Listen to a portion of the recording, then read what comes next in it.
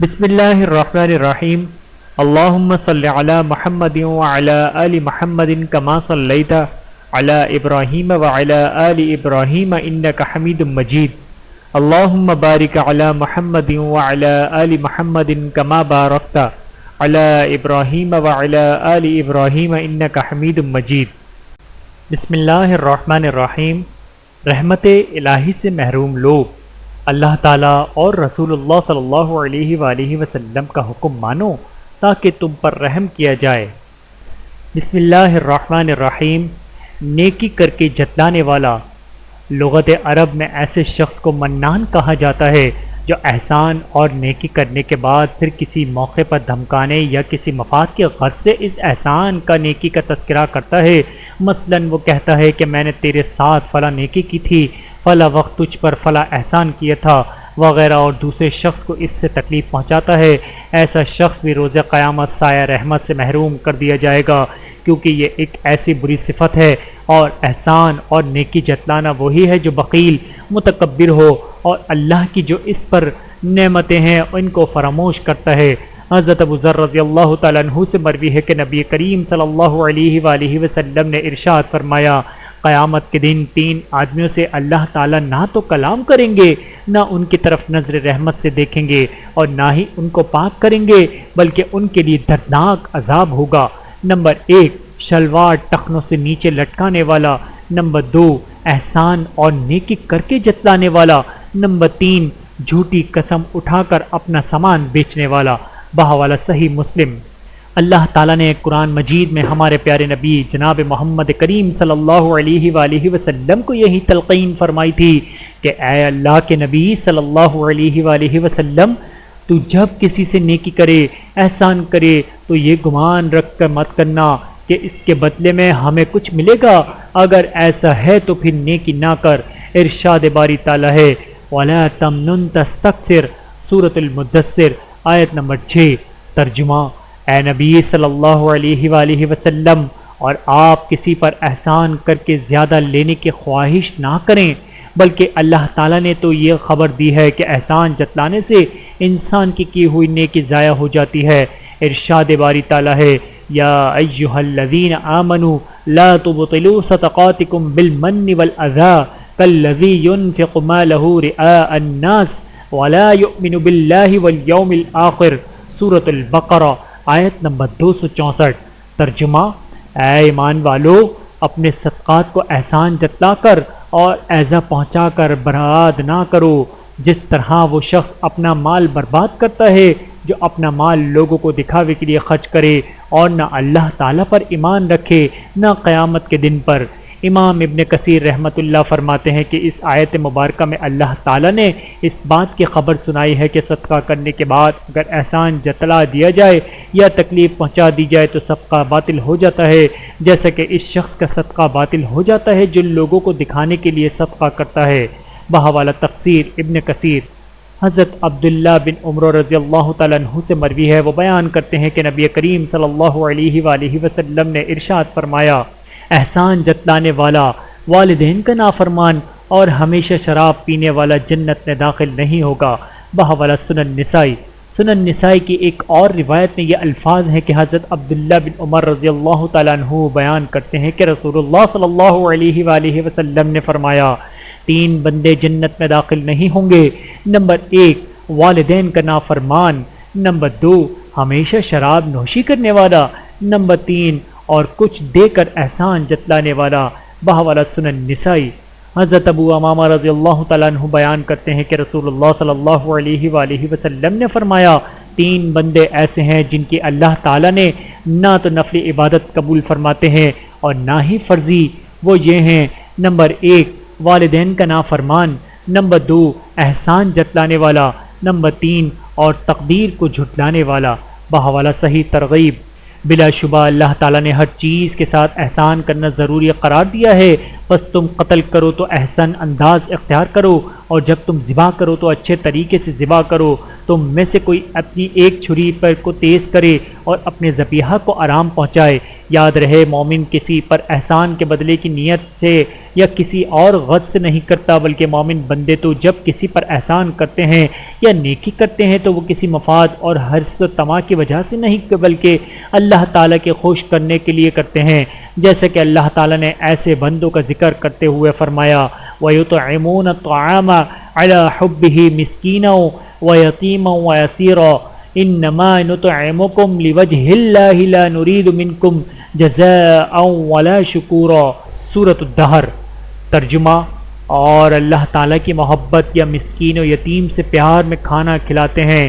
مسکین، یتیم اور قیدیوں کو ہم تو تمہیں صرف اللہ تعالیٰ کی رضامندی کے لیے کھلاتے ہیں، نہ کہ تم سے بدلہ لینا چاہتے ہیں، نہ شکر گزاری۔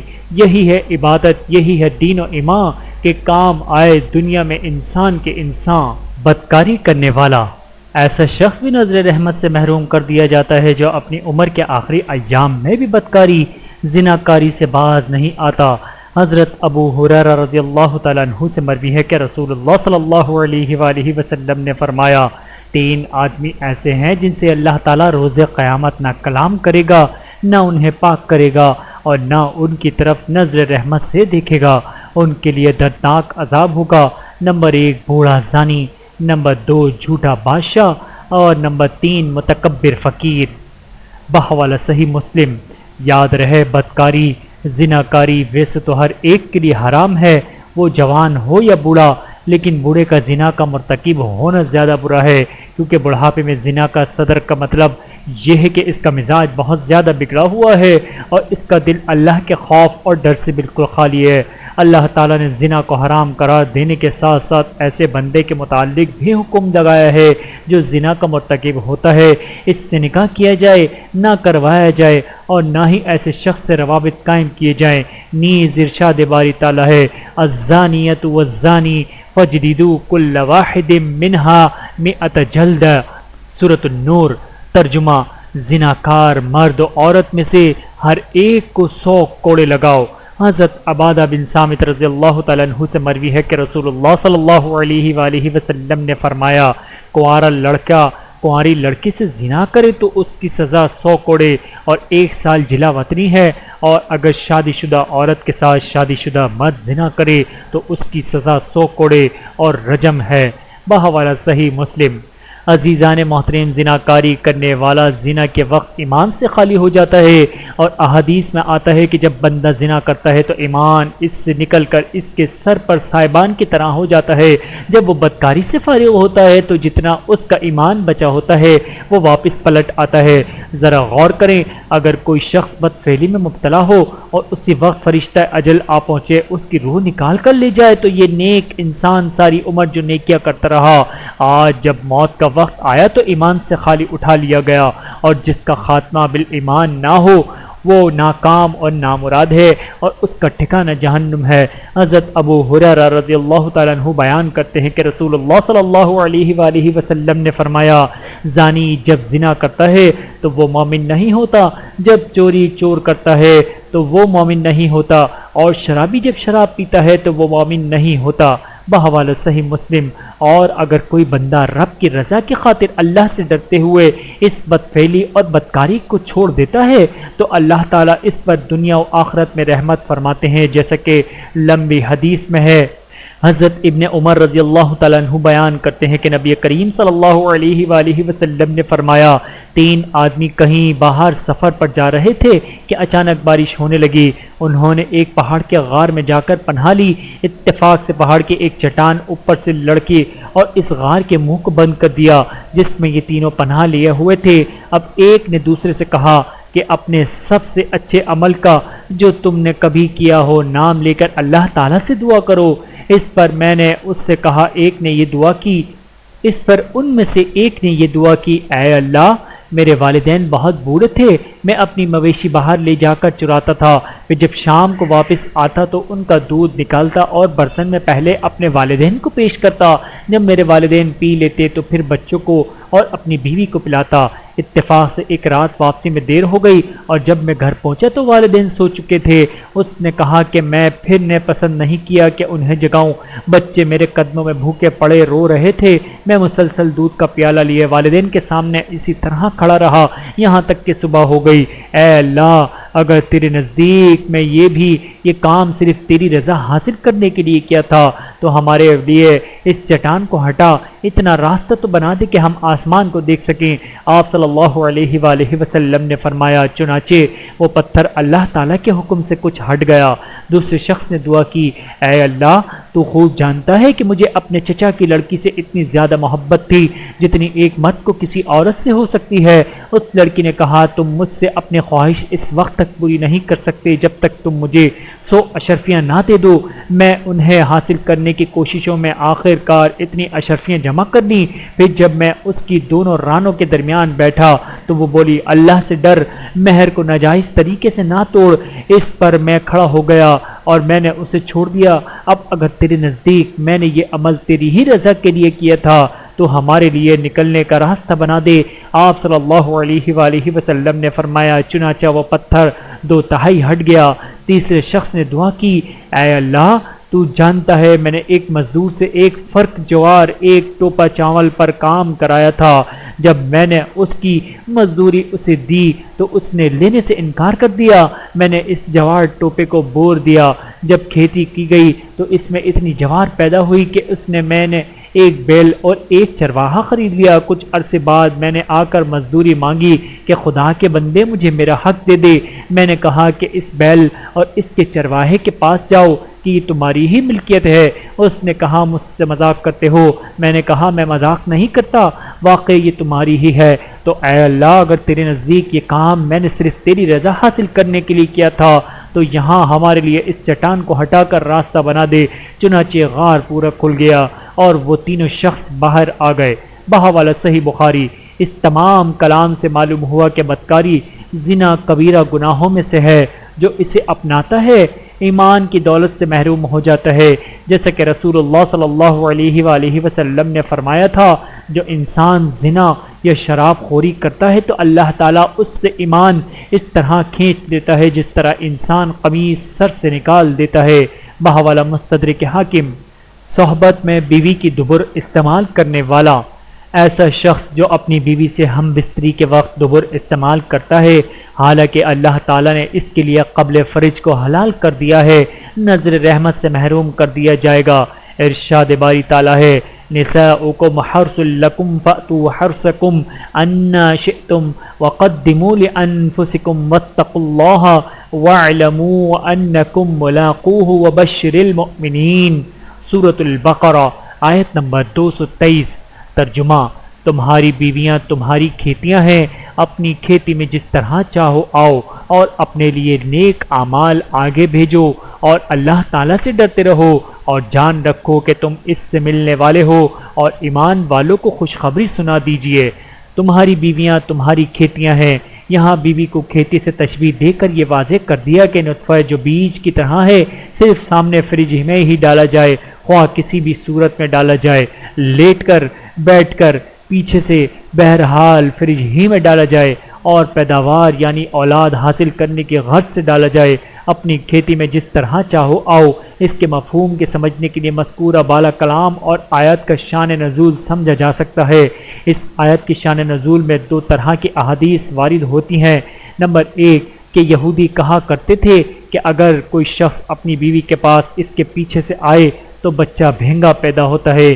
ان کے اس خیال کی تردید میں یہ آیت نازل ہوئی۔ بحوالہ صحیح بخاری۔ نمبر 2 حضرت عمر رضی اللہ تعالیٰ عنہ رسول اللہ صلی اللہ علیہ وآلہ وسلم کے پاس آ کر کہنے لگے، میں ہلاک ہو گیا۔ آپ صلی اللہ علیہ وآلہ وسلم نے دریافت کیا، تجھے کس چیز نے ہلاک کر دیا؟ کہنے لگے، میں نے آج اپنی سواری پھیر لی۔ آپ صلی اللہ علیہ وآلہ وسلم نے جواب دیا کہ آپ صلی اللہ علیہ وآلہ وسلم پر یہ آیت نازل ہوئی۔ پھر آپ صلی اللہ علیہ وآلہ وسلم نے فرمایا، آگے سے صحبت کرو یا پیچھے سے، مگر دبر میں یا حیض کی حالت میں مجامت نہ کرو۔ بحوالہ سنن ترمذی۔ صاحب کا کلام سے معلوم ہوا کہ اللہ تعالیٰ نے آدمی کے لیے اس کی بیوی سے صرف قبل بچے کی پیدائش والی جگہ استعمال کرنے کی اجازت دی ہے۔ جو انسان اللہ کے اس قانون کو توڑ کر اس کی دبر پاخانے والی جگہ کو استعمال کرتا ہے، اللہ تعالیٰ روز قیامت ایسے شخص کو نظر رحمت سے محروم کر دیں گے، جیسا کہ حضرت ابو ہریرہ رضی اللہ تعالیٰ عنہ سے مروی ہے کہ نبی کریم صلی اللہ علیہ وآلہ وسلم نے فرمایا، اللہ تعالیٰ ایسے شخص کی طرف نظر رحمت نہیں فرمائیں گے جس نے اپنی بیوی سے اس کی پشت میں جمع کیا۔ بحوالہ سنن ابن ماجہ۔ علاوہ ازید دیگر کئی احادیث میں اس کی ممانعت موجود ہے۔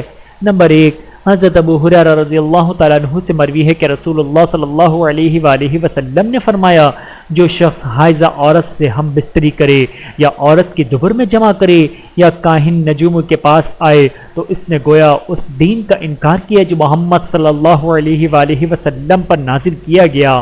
بحوالہ سنن ترمذی۔ نمبر 2، حضرت ابو ہریرہ رضی اللہ تعالیٰ عنہ سے مروی ہے کہ رسول اللہ صلی اللہ علیہ وآلہ وسلم نے فرمایا، جس شخص نے عورت سے اس کی پشت میں جمع کیا بلا شبہ وہ اس چیز سے بری ہو گیا جو اللہ تعالیٰ نے محمد صلی اللہ علیہ وآلہ وسلم پر نازل کی ہے۔ بحوالہ سنن ابی داود۔ نمبر 3، حضرت ابو ہریرہ رضی اللہ تعالیٰ عنہ سے مروی ہے، وہ بیان کرتے ہیں کہ رسول اللہ صلی اللہ علیہ وآلہ وسلم نے فرمایا، جو شخص عورت سے اس کے پشت میں جمع کرے وہ لعنتی ہے۔ بحوالہ سنن ابی داود۔ نمبر 4، حضرت خزیمہ بن ثابت رضی اللہ تعالیٰ عنہ سے مروی ہے، وہ بیان کرتے ہیں کہ رسول اللہ صلی اللہ علیہ وآلہ وسلم نے فرمایا، اللہ تعالیٰ حق بات سے نہیں شرماتا۔ آپ صلی اللہ علیہ وآلہ وسلم نے 3 مرتبہ یہ بات ارشاد فرمائی، پھر فرمایا، عورتوں کی پشتوں میں جمع کے لیے نہ آؤ۔ بحوالہ سنن ابن ماجہ۔ لواطت کرنے والا۔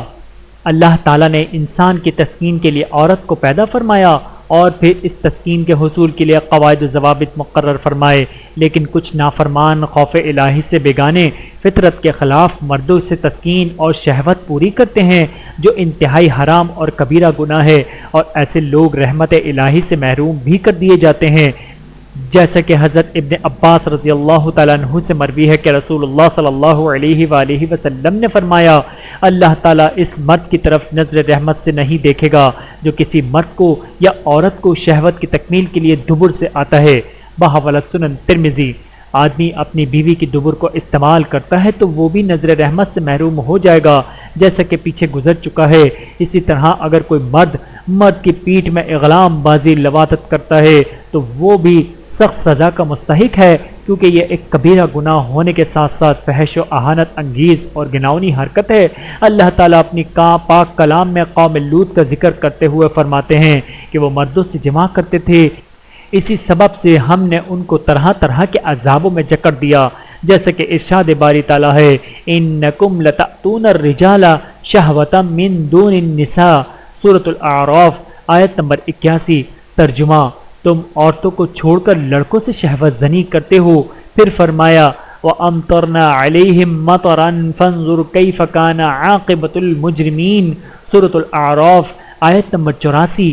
ترجمہ، اور ہم نے ان پر خاص قسم کی بارش برسائی، بس دیکھو تو صحیح ان مجرموں کا انجام کیا ہوا۔